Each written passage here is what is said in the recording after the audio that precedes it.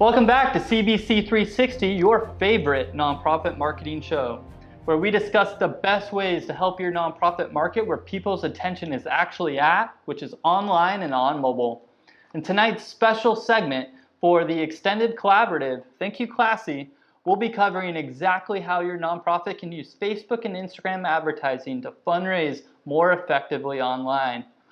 We'll be covering how one nonprofit partner of ours used Facebook and Instagram ads to bring in $197,000 in just 2 months. We'll be diving into another case study where an organization used Facebook ads year-round to drive donations and volunteer signups. And finally, in case you were getting hungry, we'll finish up with a digital marketing snack on the Facebook Fundraisers tool. So let's dive into our first segment. In case you've been living under a rock like this guy, Facebook and Instagram are some of the largest social platforms in the world with over 2.8 billion daily active users. You can argue that, for lack of a better word, people are addicted. And so as a nonprofit marketer, your job is to market where people's attention is actually at, which is on these platforms. So let's talk Facebook and Instagram advertising. For those that are new to how ads work on the platform, Facebook and Instagram ads are sponsored posts that show up on the platform when you're scrolling through your feed. If you've ever seen a post on Instagram or Facebook with a little gray sponsored under them, then you've seen a Facebook or Instagram ad. So these ads can appear both in your feed and in your stories, but what makes the platform stand out from all other traditional marketing channels is the ability to hyper target your ads. It's crazy. You can show different ads to different people based on not only their location, but age, gender, and more importantly, interest. You can even create lookalike audiences based on how people have donated to your cause in the past, but target a new similar demographic. It's unparalleled. The ad platform is crazy. Whoa, we got some breaking news. Let's send it over to Ernie, who's on the ground outside of our team's Facebook ads headquarters, where it sounds like donations from the channel have been raining in. Thanks, Cameron. Yeah, we're getting absolutely swamped out here. Cats, dogs, donations, links, all types of things are coming in hot. Let me find a quiet corner or maybe something a little better with the weather so I can report on some of these numbers for you. Sorry about that, Cameron. Had to get away from that crazy weather, but the nonprofit we're going to be talking about is TCF USA, who we've worked with for a very long time, and we're going to be going over their numbers from December 2019 and January of 2020. Just to keep things clear, they spent about $8,500 in their marketing efforts and generated over $197,000 through our marketing strategies and efforts. So the way they did this was by implementing our Tier 1 awareness strategy. The goal was to pre-wire existing audiences, warm them up, and let them know that the event is coming up. By doing this, we also were able to build a ton of engagement around the content, which led us to drop our cost per click results and save a bunch of money doing so.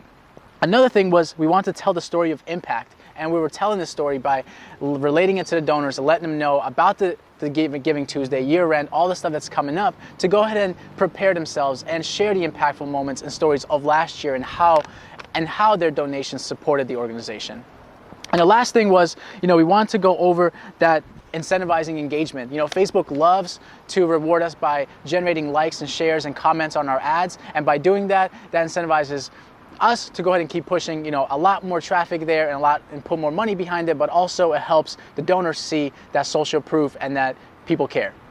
Our second tier, it's all about asking for that donation, but doing it the right way. So after Tier 1, we kind of understand our insights and what audiences tend to like, what landing page seems to work, what type of copy is working. We then go in and start retargeting those warm audiences. Because they've engaged, they've seen your ads previously, we now know that they want to see more. So from there, we jump into asking and transparently letting them know that we need a donation or that we have a goal that we want to meet and we'd love their support on.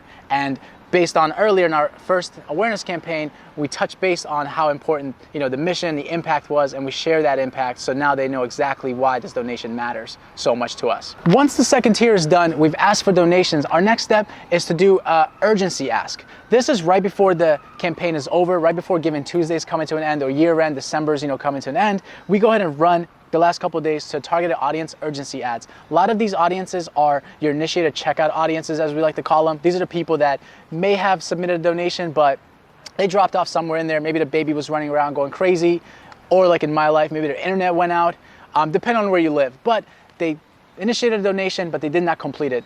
Typically in our urgency campaign, we retarget all of those individuals, and what we do is ask them to give and let them know that, hey, few days remaining, we really need that support. So once that urgency ad runs, we see a huge turnaround from that. So that's the next step that we did for TCF. So once the third tier is done, or the urgency ads, we then go ahead and run a thank you campaign. The thank you campaign is a great way to thank your donors, appreciate them, show how much you care, and also let them know where you're at in your fundraiser goals, your donation goals, and etc. It's also a really good way to go ahead and play your retention piece on them by showing your support, by also showing that you thank them, you appreciate them. It's also helping build that relationship between you and your donor. It creates that community and that bond and gets them to stick around for another year. Back to you, Cameron. Wow, Ernad, that is incredibly insightful. Thank you. And thank you for the amazing work you do to make it rain donations during year-end giving. But what about the rest of the year? What about using Facebook and Instagram ads, between January and November, right? For our next story, I want to pass it over to the one and only Geraldine Zamora, who's going to be talking about how to use Facebook ads through all the other months. Geraldine? Oh, I'm sorry. Thanks, Cam. We're here at Community Boost 360 with the scoop on how we raised money, volunteers, and an incredibly successful evergreen campaign for all hands and hearts. It is challenging to ask of a specific action for people to volunteer, for people to make a donation when you're not running anything specific. But we're here to share with you how your organization can run a very successful evergreen campaign as well. All Hands and Hearts is an amazing client of ours and Classy's who had an incredibly successful year-end campaign. We were able to drive $15,580 in donations and 334 volunteer leads with spending just $3,700. So that's the kicker. How do we keep things cost effective while trying to generate and get conversions and finally, ultimately meet our goal? So let's dive in to see exactly how we did that. When we're asking for volunteers and when we're asking for donations, we set up what we call a Tier 1 and Tier 2 process. Tier 1, we're basically asking new individuals to take a certain action, very mission-aligned ads, mission-aligned copy, asking people to engage in what All Hands and Hearts does or what your organization does. With that in mind, we then take those individuals who engage with an ad or who see the ad and we remarket to them in what we call Tier 2. Tier 2 involves a more direct ask. So now we're asking people to get on the grounds during disaster relief or to take an action such as making a donation. So as you can see here, our ads were pretty broadly focused to start, basically just raising awareness. And as we went down that pipeline, we refined them to basically ask people to take the action we ultimately wanted, which was for them to volunteer and for them to donate. So we want people to take an action where they are a brand ambassador for your organization, where they share your ad, where they share it with their friends, their families, and now we've created this community, this network, and that's our ultimate goal as well. And now we're gonna pass things right off to Cam because I still haven't got a good selfie. Wow, Geraldine, impressive work. Thank you for that story. It truly is amazing to see organizations like All Hands and Hearts raise much needed donations and volunteer signups by utilizing Facebook ads and sending those visitors right to those amazing Classy landing pages. Great, great stuff. But the truth is, I'm getting a little hungry. I could talk about these case studies all day. However, it's time for what we call a digital marketing snack. We hope you're hungry because on today's marketing snack, we're going to be talking about how to start a Facebook birthday fundraiser.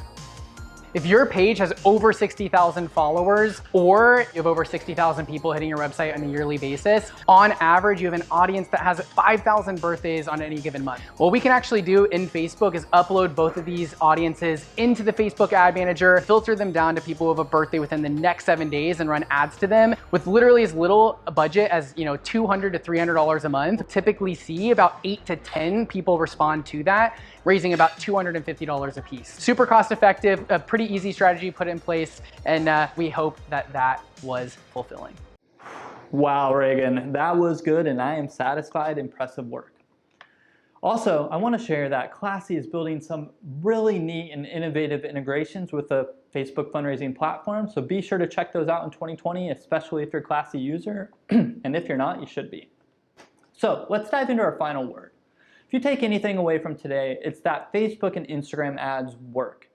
The hyper-targeting is amazing. The creative can be so compelling. The return on ad spend is proven. You really need to test this and scale this channel. If you're a nonprofit marketer and if your organization is looking to grow online, this is where people's attention is at, and this platform works. And as much as this Community Boost team likes to think that they're rocket scientists, and I wish they were, unfortunately they're not. But they put in the work, and they mastered the platform just by time and energy and testing and figuring it out. They would test, they would build, they'd iterate, they'd find something that works, and they'd scale it. And that's what's so cool.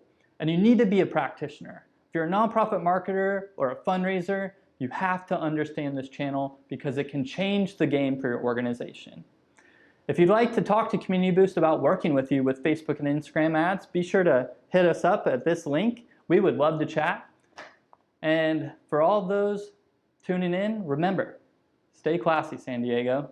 We'll see you next time, and good night. Thank you.